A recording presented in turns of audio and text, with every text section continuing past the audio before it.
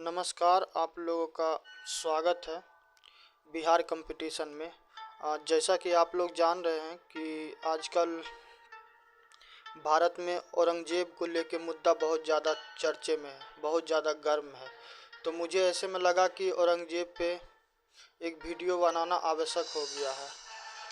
तो इस कड़ी में हम लोग देखेंगे कि औरंगज़ेब, हर किसी का अपना अपना औरंगज़ेब है और उसका कई पहलू है। एक वो पहलू है जिसमें इतिहासकारों के द्वारा औरंगज़ेब की जिक्र की गई है, जिसमें बहुत लोग औरंगज़ेब को उदारवाद दिखाने की कोशिश किए हैं, तो कुछ लोग उसको क्रूर दिखाने की कोशिश किए। तो हर किसी का अपना अपना औरंगज़ेब है, जिसमें हर कोई अपने स्तर से उसमें समझ से बताएं। तो मैं आपको दो औरंगज़ेब के बारे में बताऊंगा, हर किसी का अपना औरंगज़ेब है, वो आप अलग देखना। तो एक वो औरंगज़ेब है जिस औरंगज़ेब को अभी वर्तमान में जाना जा रहा है। एक फिल्म आई है छावा, छावा के तहत ये दिखाया गया है कि औरंगज़ेब के द्वारा किस प्रकार क्रूरता की सारी हदें को पार की गई है। तो बहुत शॉर्ट में हम उस फिल्म से संबंधित और थोड़ी सी तथ्य के बारे में आपको जानकार करवाते हैं। तो औरंगज़ेब की जन्म तिथि आप जान लो, 24 अक्टूबर 1618 है। 1618। दूसरी तरफ आप, एक तरफ जहां औरंगज़ेब को खलनायक के रूप में देखा जा रहा है, तो वहीं दूसरी तरफ संभाजी महाराज को नायक के रूप में देखा जा रहा है। और संभाजी महाराज की जन्म की बात करें तो उनका जन्म होता है 1657 में। कहानी उस वक्त शुरुआत होती है औरंगज़ेब की वास्तविकता की, जब 1657 में एक तरफ जहां संभाजी महाराज का जन्म होता है, जो छत्रपति शिवाजी के पुत्र थे, वहीं दूसरी ओर 1657 में शाहजहां बीमार होने लगता है।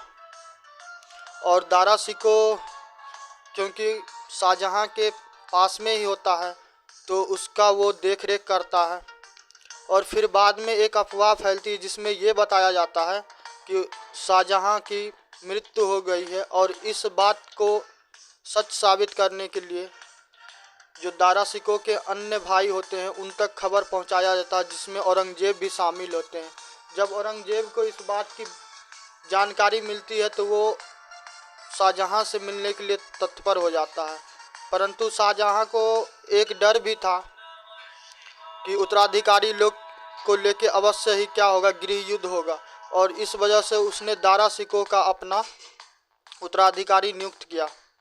परंतु औरंगज़ेब महत्वाकांक्षी था और साथ ही वो उस गद्दी को अपने अधीन करना चाहता। इस कारणवश दारा शिकोह और औरंगज़ेब के बीच युद्ध होता है। और औरंगज़ेब के द्वारा उसके रास्ते में जो भी बाधाएं आती है उसका वो क्रूरतापूर्वक दमन करता है। और सिर्फ न दमन करता है बल्कि दारा शिकोह के सर को काट के अपने पिता को तोहफे के रूप में भी भेंट करता है। बात तो आपको 1665 की है, हम शिवाजी की अब बात करते हैं क्योंकि हम पूरा इस फिल्म के बारे में आपको बता रहे हैं। 1665 में पुरंदर का युद्ध होता है और शिवाजी को कुछ किले औरंगज़ेब को देने पड़ते हैं और कुछ उनके अधीन होता है। और उस वक्त ही औरंगज़ेब के द्वारा क्या किया जाता है, शिवाजी को बुलाया जाता है, फिर उनसे छल किया जाता है। फिर शिवाजी की मृत्यु होती है और कुछ समय के बाद उनके पुत्र पूरे सत्ता को, प्रशासन को अपने हाथ में लेते हैं। और बात है आपको संगमेश्वर की 1689 की, जब औरंगज़ेब और संभाजी के मध्य युद्ध होता है और ये बहुत ही ज़्यादा घमासान युद्ध होता है। और इसमें अंततः संभाजी को उनके ही अपने सहयोगी के द्वारा उनके साथ धोखा किया जाता है और संभाजी महाराज आखिरकार गिरफ्तार होते हैं। और औरंगज़ेब के द्वारा फिर उनके साथ जो मानव के साथ बर्बरतापूर्ण व्यवहार नहीं किया जाना चाहिए, वो उसकी सारी हदें पार करके उनके साथ वो बर्बरता करता है। औरंगज़ेब की कुछ कुछ नीतियां हैं जिसको जानना आवश्यक है। औरंगजेब को चाहे इतिहासकारों ने जिस भी रूप में उसे दर्शाने की कोशिश की हो, मगर वास्तविकता ये है कि औरंगजेब के द्वारा मंदिरों को तोड़ने का आदेश दिया गया था। और ये कोई और ने, उनके खुद के राज कवि हैं और उनका नाम है मुस्तैद खान। तो उनके द्वारा कहा गया, और ये केशव राय मंदिर के बारे में कहा गया है। और औरंगजेब अपने राज्य और अपने धर्म को लेके इतना ज़्यादा एग्रेसिव था कि वो कभी भी, जब भी कोई भी उसके बाधे में आता था, रास्ते में आता था, तो वो उसको नष्ट करना उचित समझता था, और इस प्रकार उन्होंने किया भी। कई सारे मंदिर हुए जिनको नष्ट करवाया गया, उसका निर्माण को रोका गया। जो इस्लाम को नहीं मानने वाले लोग थे उन पे जजिया कर भी लगाया गया, और जजिया कर वसूलने में एक चीज़ औरंगजेब के द्वारा देखा गया कि वो जजिया कर उनके कोई भी मुलाजिम जाके वसूल ही नहीं कर सकते थे। वहाँ पे विशेष रूप से वही लोग कर सकते थे जो इस्लाम को मानने वाले थे, जो इस्लाम धर्म को मानते थे। और ऐसा इसलिए किया जाता था ताकि किसी भी प्रकार का जजिया कर वसूलते वक्त छूट नहीं दिया जा सके। देखो, इतिहास का अलग अलग चेहरा है। बहुत सारे इतिहासकार हैं, वो अपने अपने तरीके से औरंगजेब को, किन्हीं के द्वारा उसके राजनीतिक कारण से उसकी धर्म के क्रूरता की कहानी को बताया जाता है, तो कहीं पे ये बताया था औरंगजेब की प्रवृत्ति ही ऐसी थी या फिर परिस्थितियां ही ऐसी उत्पन्न थी। इतिहास में जो भी लिखा गया हो, मगर जिस प्रकार का औरंगजेब की नीतियां थी, ये कहीं भी मानव समाज के लिए उचित नहीं था। अकबर जैसे भी लोग हुए जिनके द्वारा क्रूरता की गई थी, किंतु समय के बाद उसमें भी सुधार आया।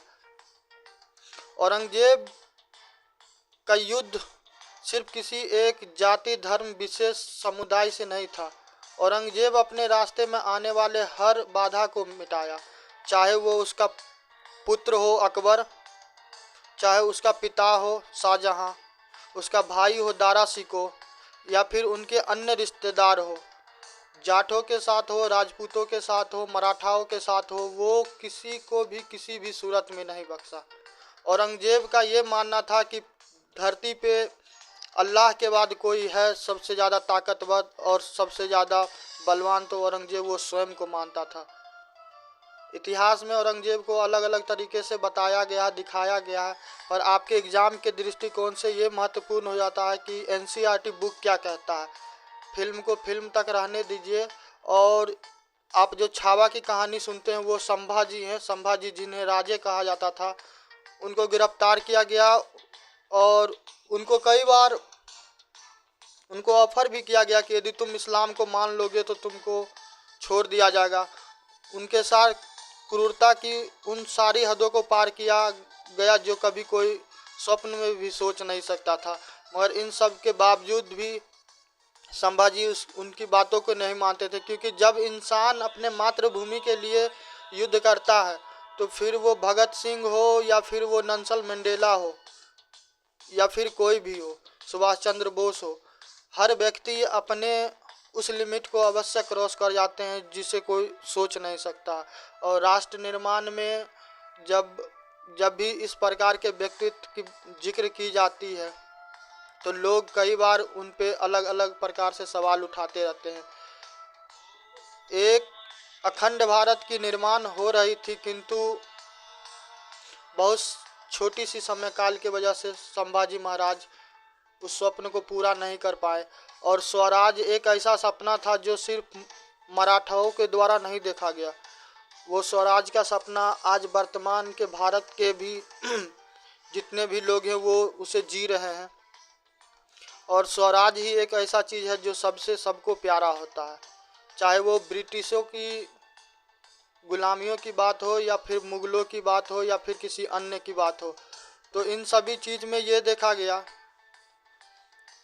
कि जयचंद या फिर विभीषण सिर्फ रामायण में या फिर पृथ्वीराज चौहान के समय काल में नहीं आता। जयचंद हर समय रहता है। मानव को आवश्यकता है कि जो भी संभावित खतरा है उन पे विचार करे और उस पे निर्णय ले।